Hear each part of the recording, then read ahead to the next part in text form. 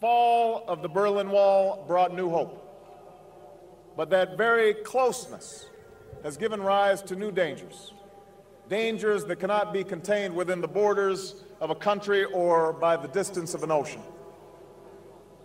Think about it. The terrorists of September 11th plotted in Hamburg and trained in Kandahar and Karachi before killing thousands from all over the globe on American soil. As we speak, cars in Boston and factories in Beijing are melting the ice caps in the Arctic, shrinking coastlines in the Atlantic, and bringing drought to farms from Kansas to Kenya. Poorly secured nuclear material in the former Soviet Union, or secrets from a scientist in Pakistan, could help build a bomb that detonates in Paris. The poppies in Afghanistan come to Berlin in the form of heroin. The poverty and violence in Somalia breeds the terror of tomorrow. The genocide in Darfur shames the conscience of us all.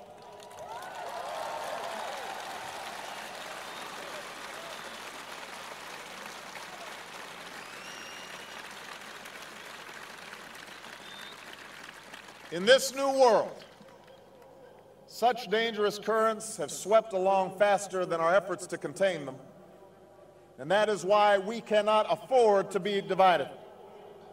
No one nation, no matter how large or powerful, can defeat such challenges alone. None of us can deny these threats or escape responsibility in meeting them. Yet in the absence of Soviet tanks and a terrible wall, it has become easy to forget this truth.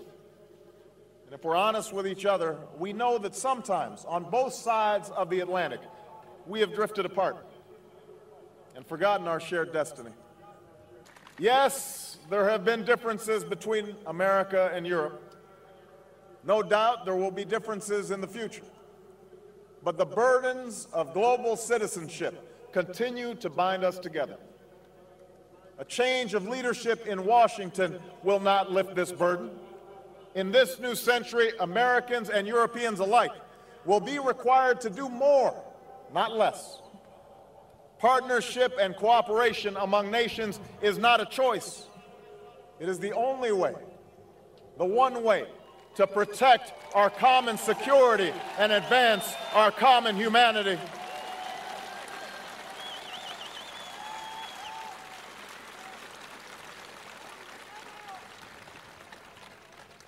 That is why the greatest danger of all is to allow new walls to divide us from one another.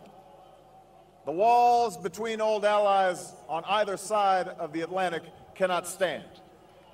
The walls between the countries with the most and those with the least cannot stand.